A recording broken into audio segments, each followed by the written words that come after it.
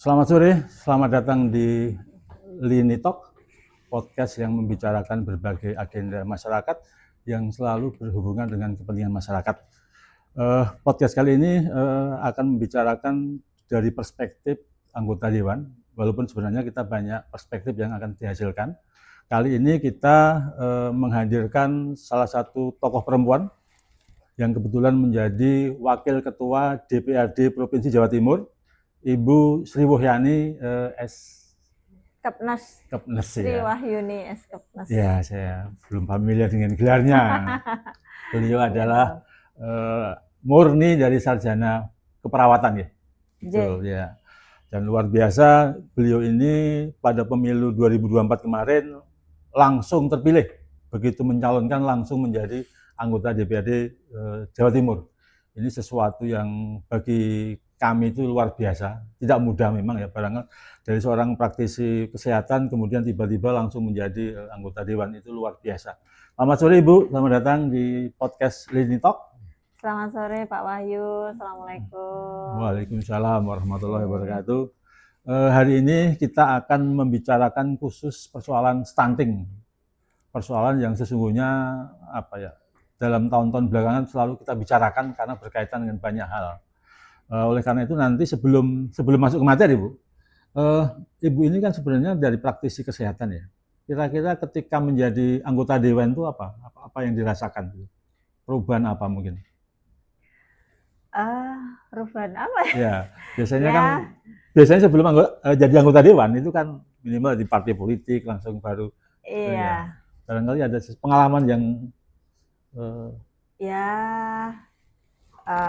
yang dulunya ya memang awalnya sudah familiar dengan pekerjaannya setiap hari, berangkat pagi pulang sore, kadang ngesip. Kalau yang dulu kan awal-awal kita jadi perawat itu kan ngesip pagi sore malam, kadang malam. Tapi untuk yang akhir-akhir ini saya sekitar 10 tahun terakhir itu sudah tidak pernah ngesip, jadi shift pagi terus. Jadi alhamdulillah ya, kita banyak ya, intinya kalau perawat itu kan mengabdi, membantu supaya pasien itu merasa sembuh, merasa puas, kita yang layani kan seperti itu.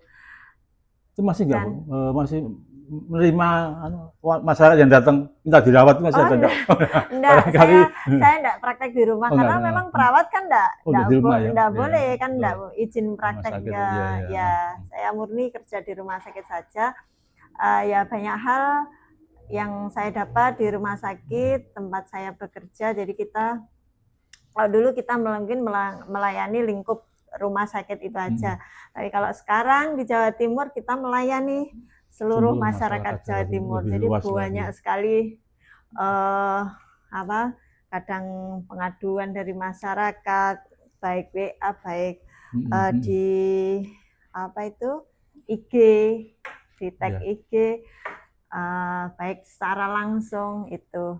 Jadi mungkin sekarang kita lebih luas ya. Lebih luas, lebih berat lagi ya. Kalau dulu kan mungkin lebih teknis gitu kan ya. Iya, hanya lingkup.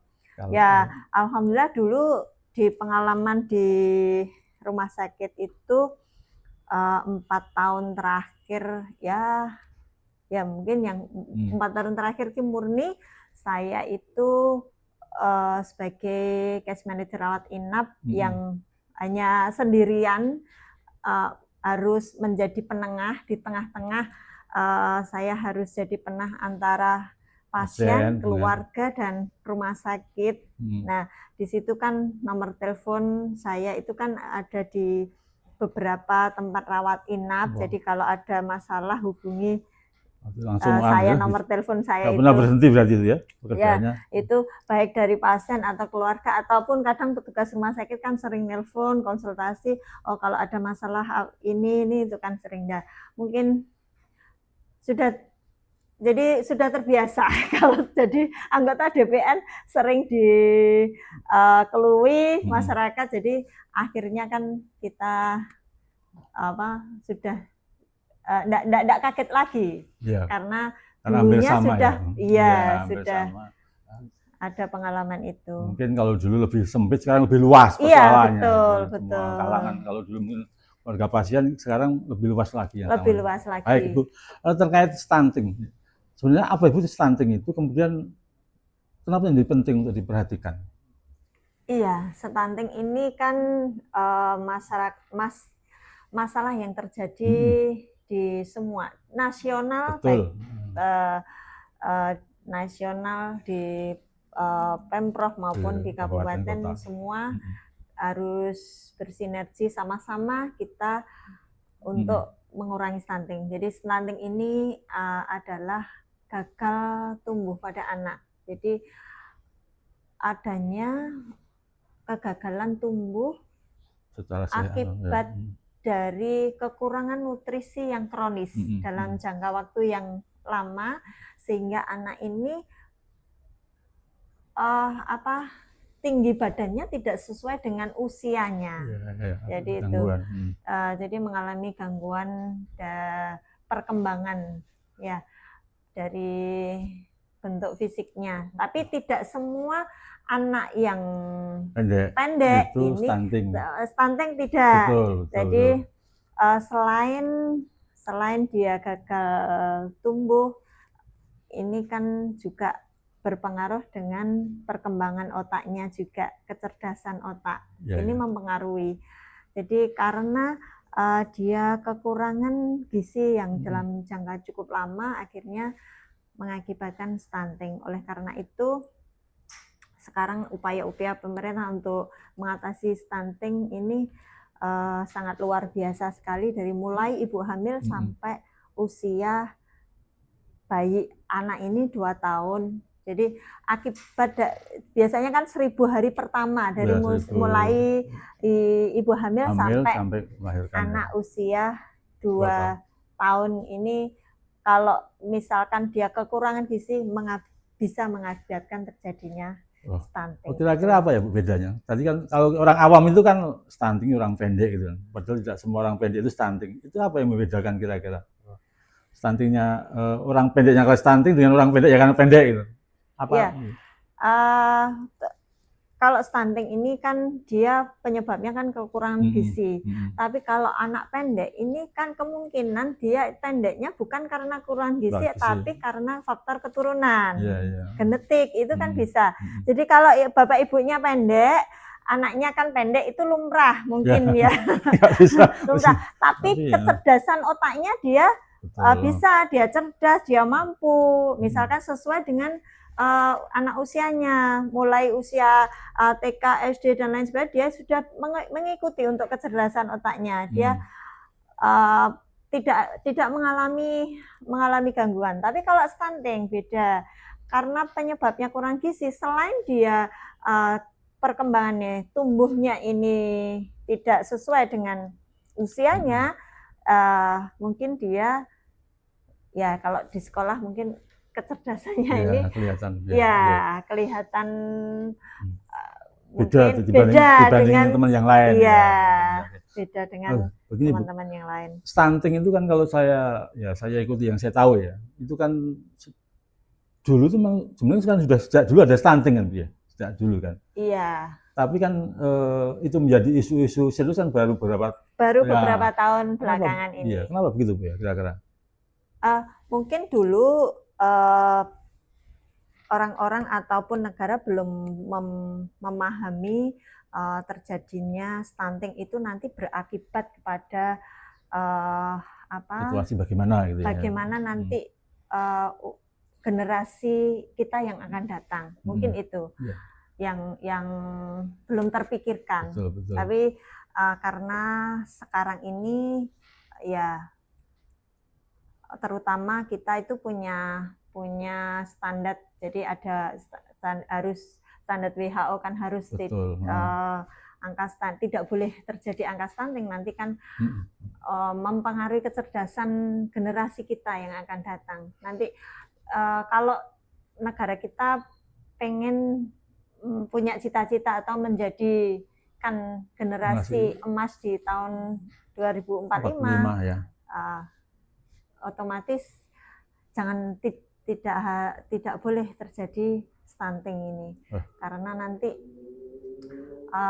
berpengaruh Bagi nanti generasi pada- berikutnya ya. ya. Bagaimana nasib Indonesia emas Ya, kalau generasinya stunting. betul. Selain Kalau faktor gizi apa Bu, yang menyebabkan stunting? Selain faktor gizi. penyebab dari stunting Ya. itu utamanya ya Gizi gizi aja itu. ya. Kekurangan gizi. Jadi 1000 hari pertama, dari mulai hamil sampai dia usia 2 tahun, kalau dia kekurangan gizi, kekurangan anemia, kekurangan zat besi, kekurangan darah, dia akan menjadi stunting. Jadi tidak hanya dia itu badannya mungkin kurus, pendek, tapi kecerdasan otaknya jadi kurang. Nanti ya kita kan pengennya nanti generasi kita itu menjadi generasi yang sehat, cerdas, betul, hebat, dan bisa berdaya saing. Kalau stunting ini tidak ditangani kan khawatir cita-cita nanti, cita-cita kita ke depan kan tidak bisa tercapai. Berarti ya Bu, dampaknya stunting bagi anak itu sebenarnya, dampaknya stunting bagi anak? Dampaknya sangat banyak, luar biasa kalau misalkan ini tidak ditangani. Jadi bisa berdampak pada kecerdasan anak itu, kecerdasan generasi kita, bisa berdampak pada perkembangan juga, perkembangan daripada anak tersebut. Terus mungkin ya banyak hal, kalau misalkan kita kan pengennya menjadi anak-anak kita itu kan menjadi generasi yang hebat, generasi yang cerdas. Kalau kita mengabaikan anak ini tetap kekurangan nutrisi, ya jangan harap nanti negara kita itu bisa maju, berkembang, dan berdaya saing. Ya. Selama Ibu dulu jadi perawat ya, itu kan udah lama banget ya, hampir 25 tahun jadi perawat. Ya. Itu pernah nggak menemukan kasus-kasus kekurangan gizi di daerah, sampai sejauh apa yang ditemukan Ibu mungkin ya, selama menjalani profesi dulu? Mungkin kasus-kasus kekurangan gizi di daerah dulu, Ibu di Bojonegoro ya? Iya. Ya. Apa kira-kira temuan-temuannya dulu? Iya, kasus-kasus di daerah itu banyak sekali ya. Sampai sekarang itu pun angka stunting itu juga masih ada. Jadi makanya pemerintah banyak program-program yang dilakukan oleh pemerintah untuk mengatasi angka stunting ini. Baik mulai dari remaja. Jadi penyebab stunting ini salah satunya juga anemia, dia kekurangan darah. Jadi oleh sebab itu banyak remaja di sekolah SMP, SMA itu diberikan tablet tambah darah. Seperti itu, biar nanti dia saat kan itu usia ini ya, nanti menjelang pranikah remaja. Berarti untuk persiapan pernikahan ya. Terus setelah menikah, begitu menikah nanti hamil, itu juga jangan sampai dia mengalami kekurangan darah juga. Jadi zat besi atau asam folat itu kan penting untuk kecerdasan otak bayi. Jadi nanti diharapkan anaknya nanti lahirnya kan bisa sehat, terus sesuai dengan kecerdasan otaknya juga normal. Jadi, berarti itu kan melibatkan banyak pihak ya Bu ya, untuk bisa mengatasi stunting itu. Iya. Nah, pihak apa ya yang kira-kira punya peran besar untuk mengatasi stunting itu? Ya, selain dari diri kita sendiri, selain dari orang tua, selain pola asuh yang diberikan orang tua, pemerintah juga berupaya untuk menangani stunting ini. Jadi di pemerintah selain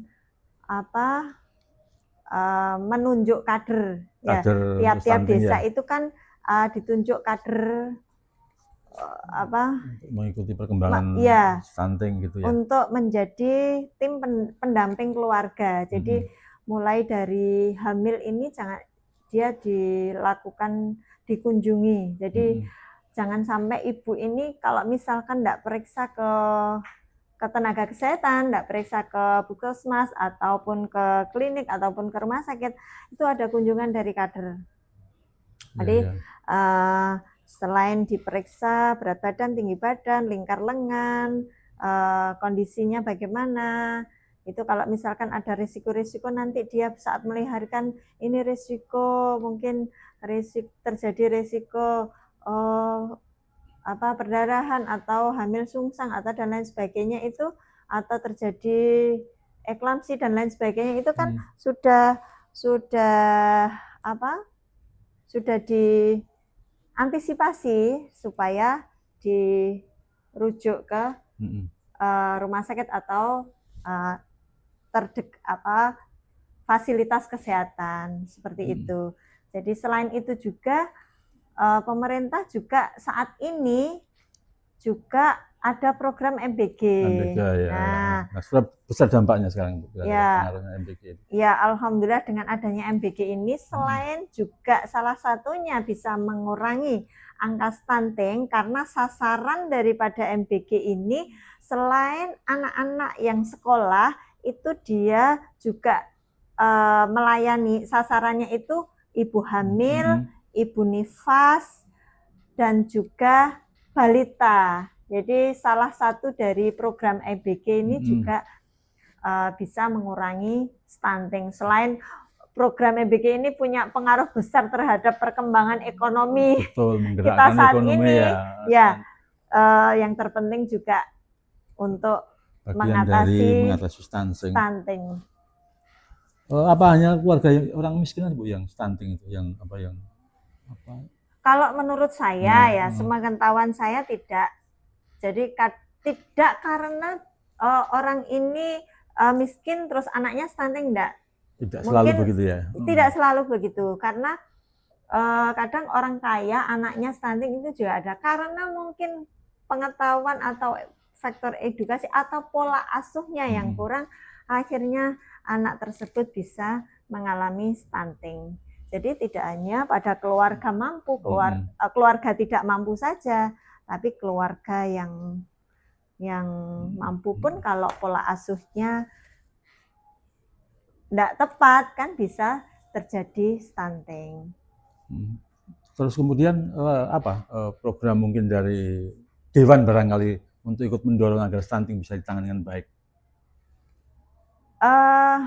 Untuk program dari anggota Dewan sebenarnya kan kita itu di DPRD itu kan punya fungsi legislasi, fungsi penganggaran dan pengawasan. Betul. Jadi kalau penganggaran ini ada beberapa program dari pemerintah provinsi yang untuk mengatasi stunting itu ada beberapa banyak. Jadi ada penambahan makanan tambahan untuk balita, terus ada untuk yang program pemerintah pusat malah justru ada program pemeriksaan gratis. Itu juga berpengaruh juga karena bagus juga itu kalau kita diketahui sejak dini kan juga bisa. Itu salah satunya, karena kadang orang anemia atau tidak itu kan kadang orang tidak merasa sakit, tidak merasa aman-aman saja ya. Pemeriksaan dari pemeriksaan darahnya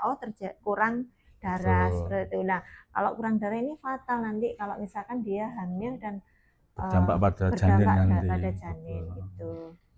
Jadi itu fungsi penganggaran. Jadi kita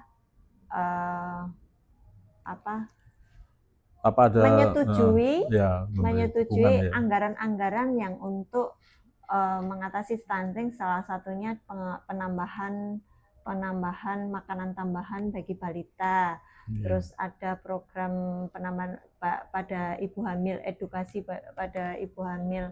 Ada juga sepertinya kalau di kabupaten dulu saat saya mungkin di desa ya, jadi tim penggerak PKK desa itu kan menggerakkan. Jadi kita itu ada, jadi dari puskesmas itu kan dari dinas ya, program dari puskesmas itu ada program posyandu remaja, program posyandu ibu hamil, posyandu balita. Nah seperti itu. Ini kan salah satunya kan untuk kalau DPRD menyetujui program-program itu kan secara otomatis kita akan ikut. mendukung Ya, program mendukung pengatasan program stunting untuk ya. pengentasan itu. Selain itu kan kita juga punya fungsi pengawasan. Betul. Dari fungsi pengawasan itu kita memastikan bahwa anggaran tersebut benar-benar untuk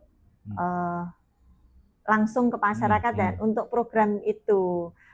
Jadi kita itu kan di Dapil itu punya perwakilan masing-masing, punya perwakilan dari DPRD masing-masing, dan di situ kan kita ada beberapa kali yang diundang, salah satunya pembagian makanan tambahan untuk balita, itu kadang kita diikut sertakan seperti itu, dan kita juga langsung tahu kalau saya itu di desa langsung itu saya langsung tahu ternyata dari pemerintah itu sudah ada selain Posyandu Remaja yang memberikan tablet tambah darah untuk dan edukasi untuk minum. Kadang diberikan tapi kan tidak diminum, itu masalahnya. Jadi mudah-mudahan nanti masyarakat itu bisa sadar.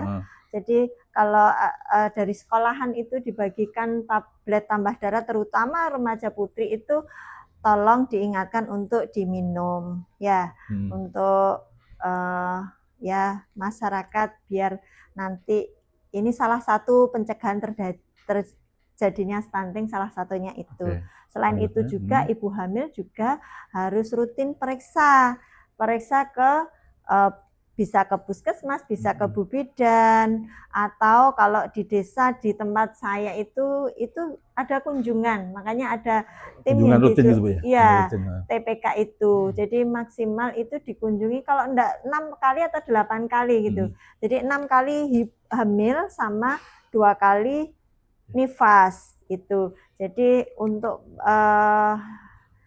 mengikuti perkembangan ibu hamil, jangan sampai nanti anaknya lahir itu stunting. Sampai segitunya program pemerintah. Terus selain itu juga itu ada pemberian susu untuk ibu hamil dan susu ibu nifas, itu ibu untuk menyusui. Semua daerah atau program khusus daerah tertentu gitu atau gimana? Kelihatannya kok untuk semua daerah ya. Tapi tergantung ini dinasnya masing-masing. Kalau di Bojonegoro semua dapat dari dinas kesehatan. Jadi di drop dari puskesmas itu melalui bidan desa, dan bidan desa saat posyandu itu diberikan, selain ada senam ibu hamil itu diberikan edukasi dan diberikan susu. Selain itu juga saat lahir itu diharapkan ibu-ibu ini juga memberikan ASI eksklusif pada anaknya. Jadi ASI eksklusif ini juga penting sekali untuk bayi baru lahir, karena banyak yang bermanfaat. Jadi dari ASI ini banyak manfaatnya. Selain dari untuk bayi ini bisa imunitas ya. Jadi bayi bisa kekebalan tidak mudah sakit. Terus dia kecerdasan otaknya juga bagus kalau minum ASI, karena gizi dari ibunya kan juga ini bagus, dan anak juga ya ini tahan ya, tadi kekebalan, jadi tidak mudah terserang penyakit. Selain itu untuk ibunya itu juga mencegah terjadinya kanker payudara, bisa langsung kembali posisi. Biasanya kan kalau ibu hamil itu kan badannya mekar gitu ya, badannya kan, berat badannya kan meningkat. Dengan menyusui insya Allah nanti bisa cepat stabil berat badan, cepat kembali pulih. Selain itu juga bisa untuk ini kontrasepsi. Jadi kalau diberikan ASI itu insya Allah bisa, misalkan dia ya, tapi ya tetap menggunakan kontrasepsi ya. Misalkan kalau zaman dulu itu belum ada alat KB itu kan, itu jadi kontrasepsi kalau diberikan terus ASI full itu insya Allah mencegah terjadi gitu ya, Bu. kehamilan yang langsung hamil. Seperti itu. Jadi banyak sekali manfaatnya. Makanya kan untuk ibu-ibu yang baru melahirkan tolong untuk diberikan ASI kepada putra-putrinya, pada anaknya, karena ASI adalah hak anak. Anak berhak mendapatkan ASI. Ini berarti kan butuh edukasi meluas kepada seluruh Jawa Timur gitu, Pak. Iya. Nah, kadang di masyarakat itu Pak, alasannya itu kan banyak. Cuman kan karena ya kita edukasinya mungkin kurang. Jadi kadang karena mengganggu bentuk tubuh katanya. Iya. Kadang karena nggak keluar. Nah, ya bayinya rewel nggak keluar. Nah, sebenarnya itu butuh ketelatenan sebenarnya. Jadi kalau nggak keluar, insya Allah dengan terus di hisapan bayi itu bisa merangsang produksi ASI sebenarnya. Kalau di hari pertama kedua tidak diberikan karena anak rewel, langsung diberi susu formula, ya nanti itu enggak lama kelamaan enggak akan produksi, enggak keluar rangsangan soalnya kan. Iya, karena hisapan bayi itu merangsang produksi ASI. Selain juga ibu harus makan minum yang banyak dan gizi yang cukup. Tadi kan Dewan juga punya pengawasan ya. Berarti selama ini kalau Ibu mengawasi ya, bagaimana kira-kira hambatan-hambatan penanganan stunting di daerah itu? Temuan-temuannya gitu. Kalau setahu saya hambatannya mungkin untuk program kayak program MBG kayak gitu ya, mungkin ada 1-2 hambatan itu kan belum banyak diterima masyarakat, entah mungkin rasanya yang nggak enak katanya, dan mungkin ada yang keracunan, takut makan dan lain sebagainya. Sebenarnya MBG ini kan kita memberikan gizi, bukan rasa yang enak. Karena kalau rasa yang enak itu masak sendiri itu kan banyak kadang MSG, banyak ini pengolahannya. Nah, kalau MBG ini kan kita masaknya kan dengan ahli gizi. Jadi kan diatur, ditimbang gizinya seberapa. Itu dari setiap SPPG itu merekrut ahli gizi. Jadi yang lebih tahu kan ahli gizinya. Oh, ini yang bergizi yang mana. Jadi bukan rasa yang ditampilkan, tapi ya enggak apa-apa rasa, tapi nanti kan itu masukan untuk SPPG biar rasanya bagaimana rasanya biar enak tanpa menggunakan MSG. Tidak semua yang enak itu bergizi. Iya, tidak semua yang enak itu bergizi. Inginnya ya enak ya bergizi. Itu. Nah, itu mungkin tantangannya ya, hambatannya. Dan hambatannya di lapangan ya memang kita perlu banyak yang edukasi kepada masyarakat, karena masyarakat kan berbagai macam, dan SDM-nya juga mungkin itu yang ini. Jadi pengetahuannya yang kurang mungkin akhirnya itu susah itu yang diatasi ya. Nah, dari beberapa daerah itu kan pasti punya inisiatif, punya kebijakan yang langkah-langkah yang mungkin berbeda dibandingkan daerah-daerah lain. Mungkin Ibu bisa memberi contoh memberi contoh ya. Artinya ada daerah-daerah yang punya cara khas gitu sehingga bisa menekan stunting secara signifikan, mungkin Ibu bisa. Ya banyak sebenarnya ya, setiap daerah itu kan pada dasarnya kan beda-beda ya. Ada yang sungguh-sungguh, ada yang setengah-setengah. Ya, yang sungguh-sungguh pasti yang punya langkah-langkah. Iya, betul. Jadi banyak sekali inovasi dari daerah-daerah tersebut untuk menangani stunting. Kalau kebetulan saya di Bojonegoro ya.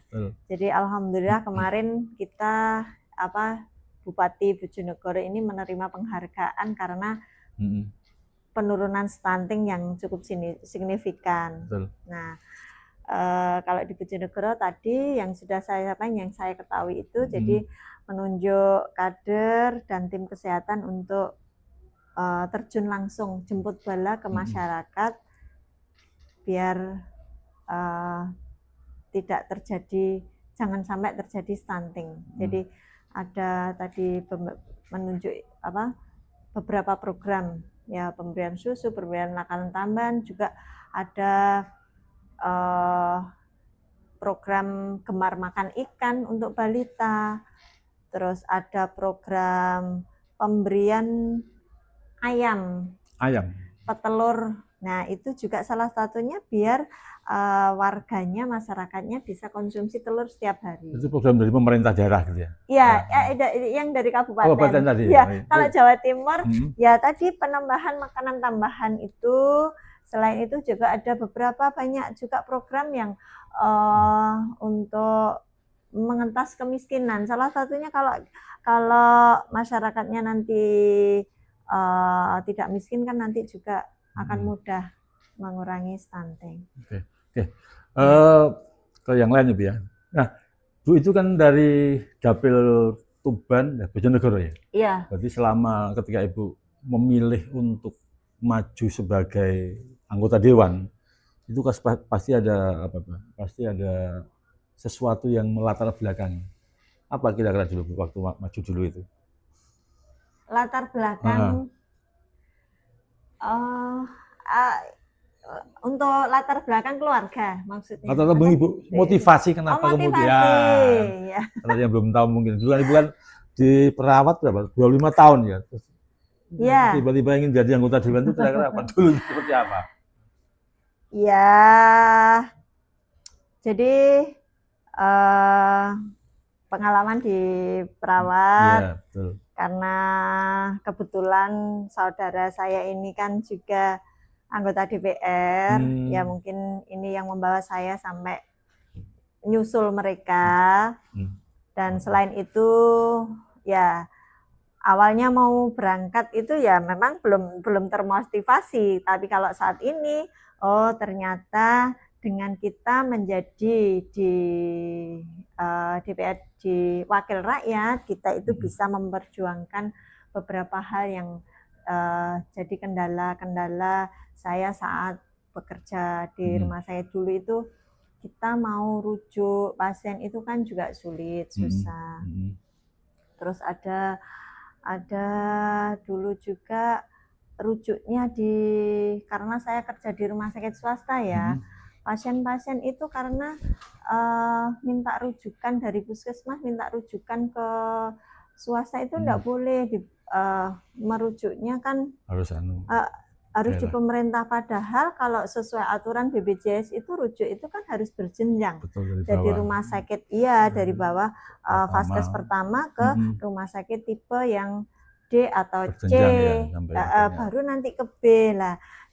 Dari situ kita bagaimana bisa memperjuangkan gitu. Jadi dengan adanya banyak permasalahan di lapangan, akhirnya mungkin kita punya posisi yang di DPRD kan menjadi wakil mereka. Saya berharap ke depan bisa lebih banyak membantu orang yang ya dalam hal misalkan ya seperti itu. Jadi ada kebijakan-kebijakan yang harusnya pro ke rakyat, kebijakan-kebijakan yang harus ke pro masyarakat, yang adil dan merata. Jadi kita itu memberikan pelayanan itu kan tanpa pandang bulu seharusnya. Enggak boleh memandang ini apakah ini dia itu pejabat atau rakyat kecil, kita harus sama rata. Kita harus bisa bersikap adil.